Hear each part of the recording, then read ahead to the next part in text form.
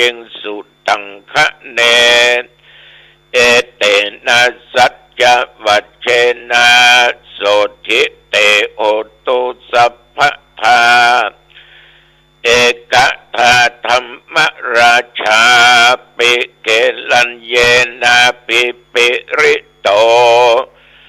จุนทเถเรนะตัญเยวะพระนาเปตวานะสัทธรังสัมโวติตวาจะอาภาธาตัมหาวุฒาสิธานะโสเอเตนะสัจจวัชเชนะโสทิเตโหตุสัพพทาปะหินาเตจะอาภาธาตินันดัมปิมะเหสินังมัคคาอัตตะกิเลสาวะปัตตานุปติธรรมะตังเอเตนะสัจจวัชเชนะโสติเตโหตุสัพพทาภวตุสัพพมังคะลังรักขันตุสัพพเทวตาสัพพพุทธานุภาเวนะสัทธาโสทิภวันตุเตภวตุสัพพมังคะลังรักขันตุสัพพเทวตาสัพพธัมมานุภาเวนะสัทธาโสทิภวันตุเตภวตุสัพพมังคะลัง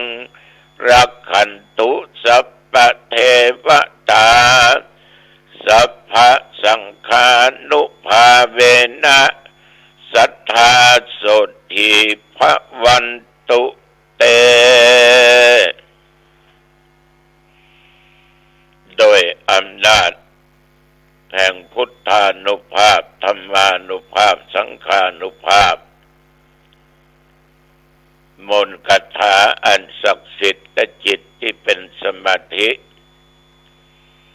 อาตมาขอถวายพระพรชัยมงคลแด่สมเด็จพระเจ้าลูกเธอเจ้าฟ้าพัชรกิติยาภาขอพระองค์ท่านนั้นได้ทรงหายจากอาการพระประชวรการเจ็บไข้ได้ป่วยในสรีระร่างกายส่วนไหนก็ตามขอพระองค์นั้นจงหายจากการเจ็บจากการประชวรและขอพระองค์จงมีพระสุขภาพพลามัยอันแข็งแรงดุจดั้งเดิมขอพระองค์จงทรงมีพระชนมายุยิ่งยืนนานได้120 พระพรรษายิ่งขึ้นไปขอถวายพระพรกรมอุตุได้ตักเตือนบอกตลอดเวลาเรื่องฟ้าเรื่องฝนมันจะตกมันก็ตึงจะตกต่างจังหวัดวันลงข่าวยมก็หูกันดียังไม่เขาก็มีท่วมเป็นบางที่บางแอ่งบางหนแต่ก็บ่ถึงกับต้องมาลอยคอลอยน้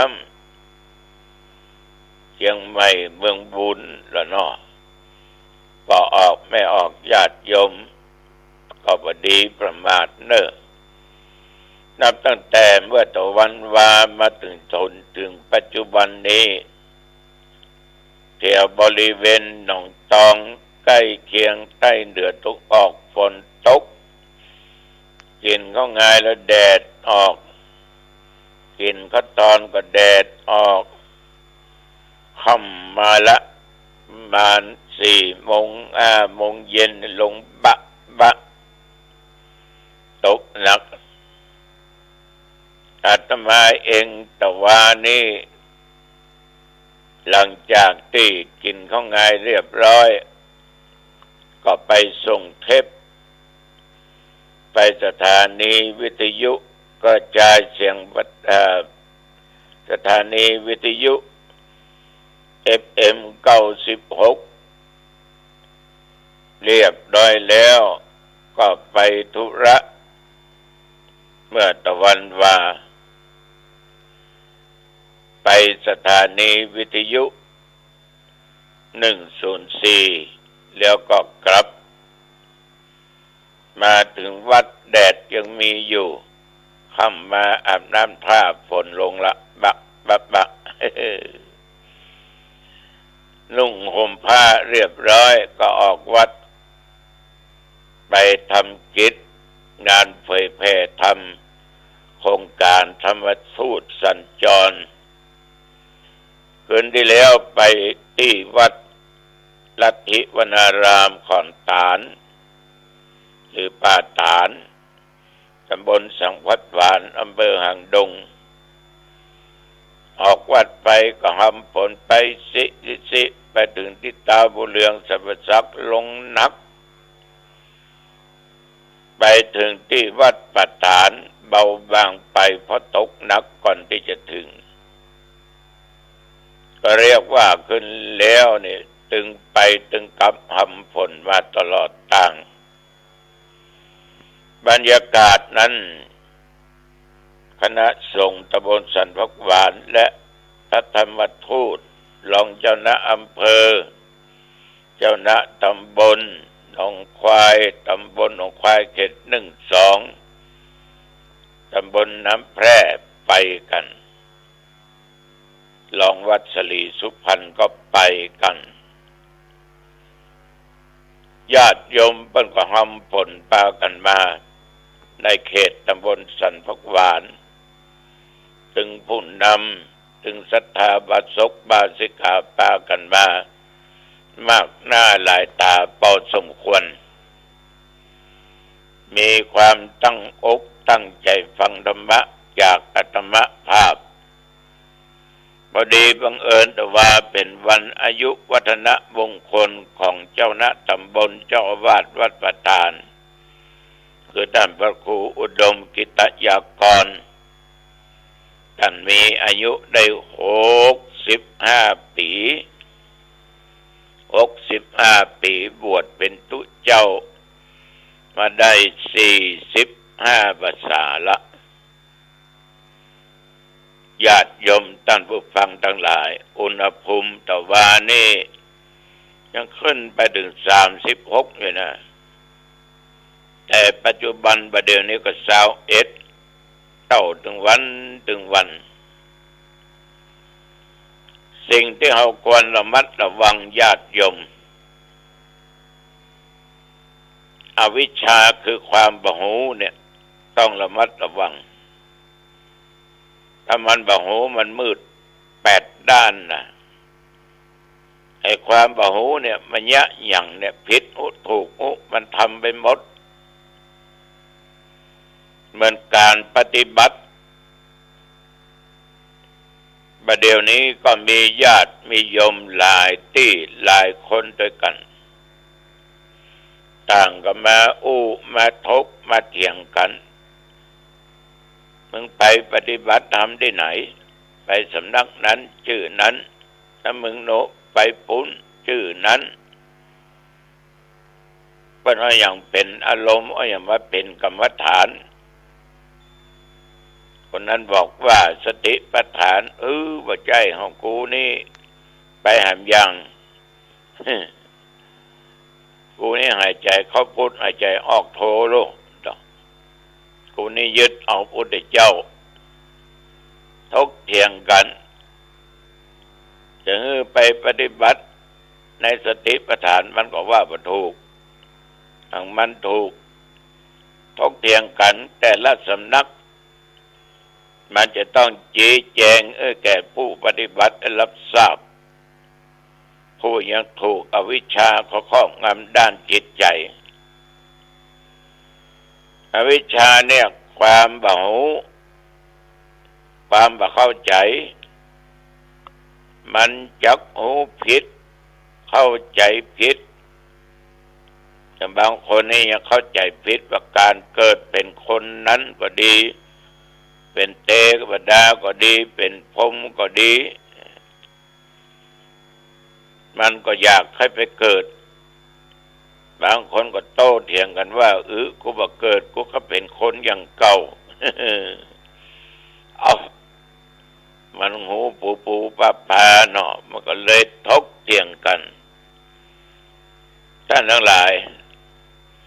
อวิชชาในตัวสำคัญจะต้องมีสติและปัญญาคอยดูแลอยู่ตลอดอย่างเรื่องตัณหาความอยากได้เนี่ยแต่ว่าวันซืนก็ได้อู้กันสนทนากันอยากได้ลาภได้ยศได้สุขได้สรรเสริญมันก็เป็นตัวตัณหาอยากจะเกิดเป็นเทบุตรเทวดาเป็นอินทร์เป็นพรหมมันก็เป็นตัณหาถ้าว่าอยาก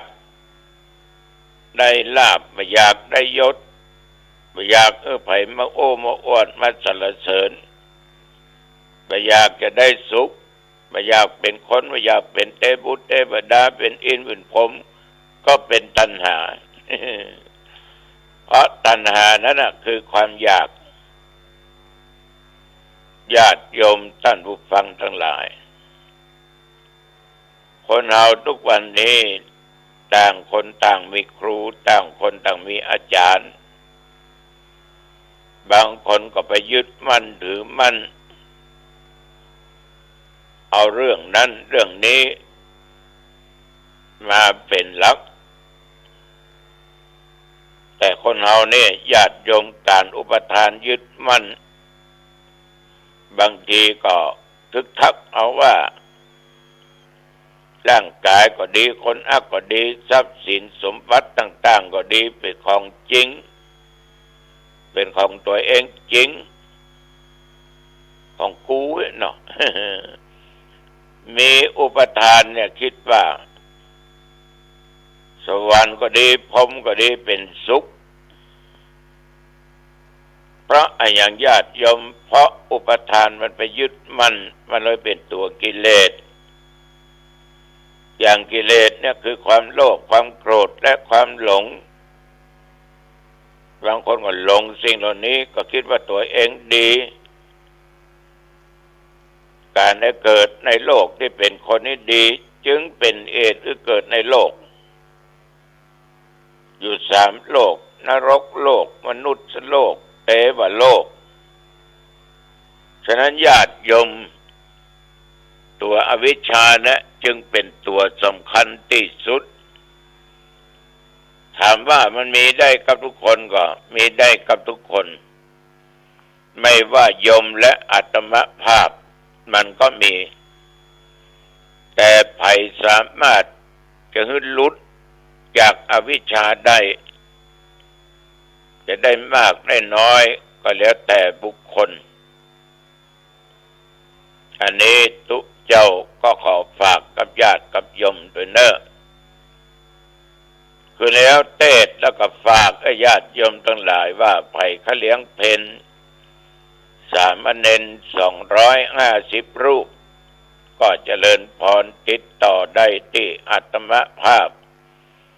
หมายเลข0819503471นะ0819503471อย่าลืมวันที่7เนอะตุลุงจะได้ทำบุญอายุตุลุงจะได้78แล้วนะเนอะเอาละวันนี้อู้จาไปมาเป็นเวลาพอสมควรเนาะอายุวันโนสุขังปะลังพบกันใหม่โอกาสหน้าเจริญพร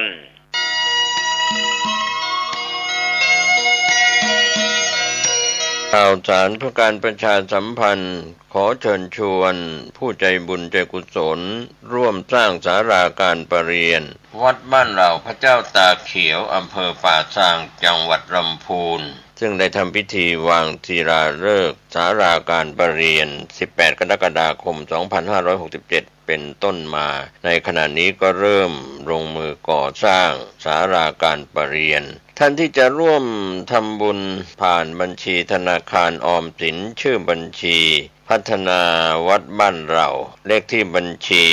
0202901574 เลขที่บัญชี0202901574 หรือติดต่อสอบถามได้ที่พระครูภาวนาโสภิตไฝปัสนาผู้ช่วยศาสตราจารย์ด็อกเตอร์เจ้าวาดวัดบ้านเหล่าพระเจ้าตากเขียว0969525159ได้ทุกวันก็เป็นงานบุญงานกุศลคณะสงฆ์คณะศรัทธาพร้อมใจกันสร้างศาลาการประเรียนวัดบ้านเหล่าพระเจ้าตากเขียวอำเภอป่าซางจังหวัดลำพูนได้อนุโมทนาบุญร่วมกันมีความสุขในเทศกาลเข้าพรรษาออกพรรษาโดยทั่วหน้ากัน